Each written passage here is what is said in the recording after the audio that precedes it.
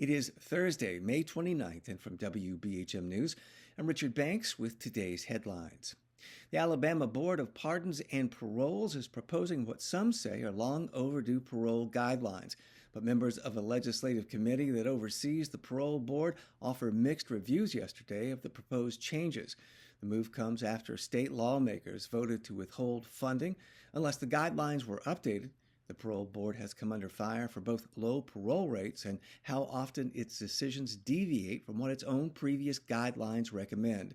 The guidelines are supposed to be updated every 3 years under a 2019 state law, but critics from both the Republican and Democratic parties have said the parole board largely ignored the law.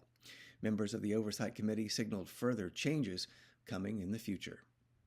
Twinkle Cavanaugh is stepping down as president of Alabama's Public Service Commission.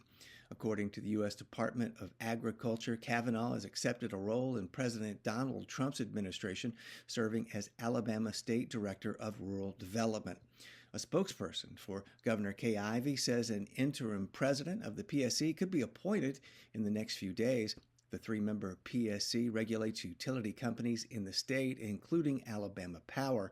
Critics have long accused the PSC, especially under Cavanaugh's leadership, of rubber stamping decisions from the companies it oversees. And the battle over whether to move U.S. Space Command to Huntsville is heating up once again. Colorado's Republican delegation is mounting a defense to keep it in Colorado Springs.